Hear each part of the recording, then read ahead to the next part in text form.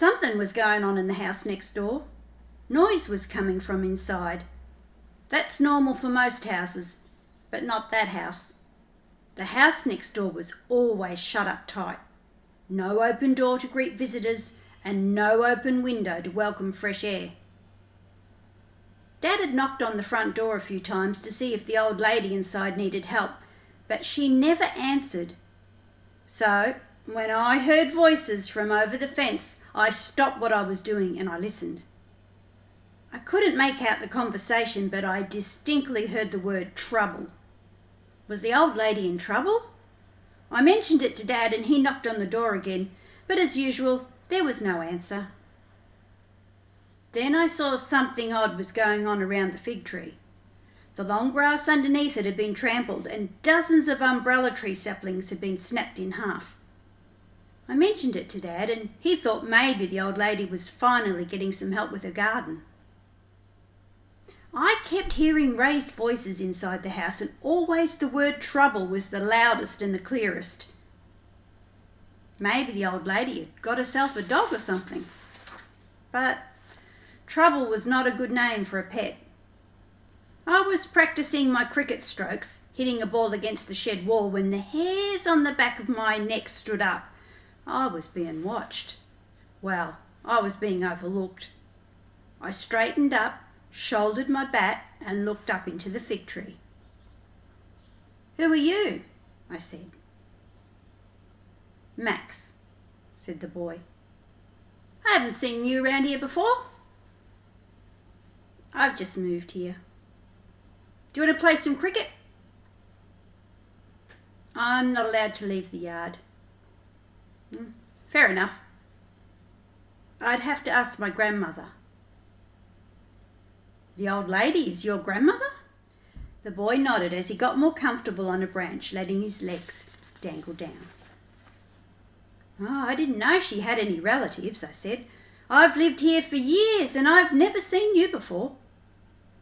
"Oh, we didn't visit, but now my mum is looking for a job and I've had to come and stay until she finds one."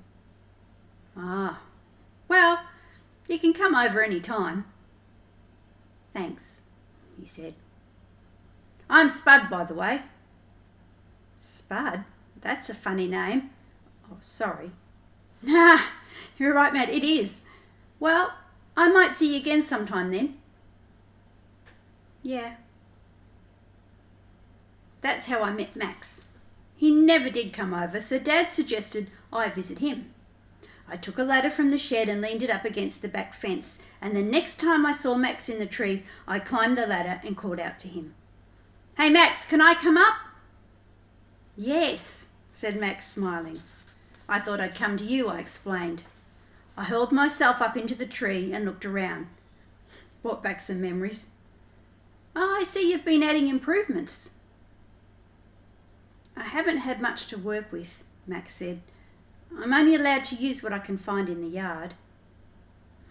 "I reckon the plastic pot on a rope is genius." I gave the rope a tug and the old flower pot lifted from the ground. I pointed at a wooden chassis sitting between two boughs. "Is that from a billy cart?" "Yeah. I don't know what happened to the wheels, but the seat makes a good place to sit, as long as you're careful." "Tell me something," I said. "Who is Trouble? Did you bring a dog with you or something?" Max's cheeks reddened, and he busied himself pulling up the plastic pot. "There's no dog." "Huh, that's odd. I thought I heard that name called out a few times." "It's me." "What?" "I'm Trouble. That's what my grandma calls me." "You're kidding." "No." "Oh, I'm sorry, Max." "My grandma doesn't want me here, but there was no one else to look after me, and as soon as Mum gets a job, I'll be with her again." "Well, why don't we meet here when we can then?" And that's what we did. I climbed the ladder to the tree whenever I was free and Max was there. Max's grandma's house was at the top of our street, and from the branches of the fig tree we could see far and wide. A blue strip of distant ocean, my backyard, and the front yards of houses across the street. We spent hours in that tree. I took food to share with Max. We had competitions to see who could climb up the highest. Max always won because he's lighter. We sharpened the ends of sticks and we speared them into leaves on the ground. We watched neighbours come and go in their cars, and we waved to people jogging past and walking their dogs. Max, I said one day, no matter what your grandma says, you know you're not trouble. I used to be in trouble all the time when I was your age, so believe me, I know. I am trouble to her, said Max. She didn't expect to have to look after me. But just because someone calls you a name, that doesn't mean that's who you are. Have you ever seen a Bible? It's a book? Yeah, it's a book. Well, actually, it's a collection of 66 books in one book. But anyway, there's a really short story about a man named Jabez. Never heard anybody called that before. Yeah, well, the name Jabez means pain and trouble. The meaning of names is really important in Bible days, and everyone knew what his name meant. So when he heard his name called, it was like, hey, pain and trouble, get over here. Or pain and trouble, have you done your homework? Hurry up, pain and trouble, or we'll be late. That's not very nice. Jabez prayed to God, and a man named Ezra wrote the prayer down in the Bible for anyone to read. Hang on, I copied it out for you. I pulled out the folded paper, opened it and read it. There was a man named Jabez who was more honourable than any of his brothers. His mother named him Jabez because his birth had been so painful. He was the one who prayed to the God of Israel. Oh, that you would bless me and expand my territory. Please be with me in all that I do and keep me from all trouble and pain. And God granted him his request. People still pray that same prayer for themselves today. Something about Jabez reminded me of you, I said, handing the paper over. Said Max thoughtfully. Well, I saw the flattened grass at the bottom of the tree. I noticed the small trees were being cleared, and all that time something was nagging at me, but I couldn't think what it was. Every time I looked, it seemed as though the territory around the tree had got bigger and bigger, and finally I remembered the story of Jabez. Max, you were like Jabez. You were expanding your territory. You made it bigger. Jabez didn't let his name get in the way of living for God. He was respected. He was appreciated more than his brothers. He prayed and asked God to give him more land, and God blessed him.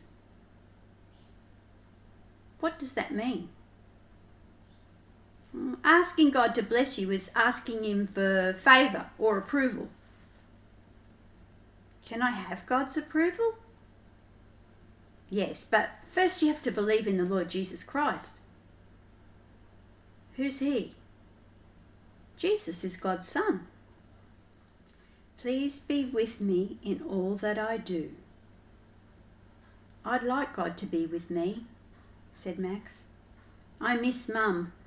It would have been worse if I hadn't met you, Spud. I would have been unhappy all the time. Can you tell me more about Jesus?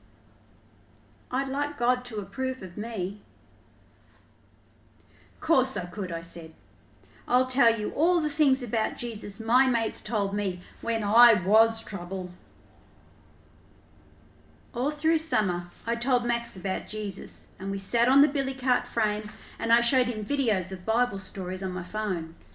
Up till then, Max thought Jesus was a swear word. Now he knew Jesus was God's Son, and that Jesus loved people.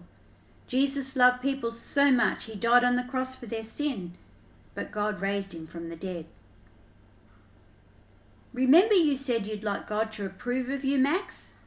And I said you have to believe in Jesus? Yeah, I remember.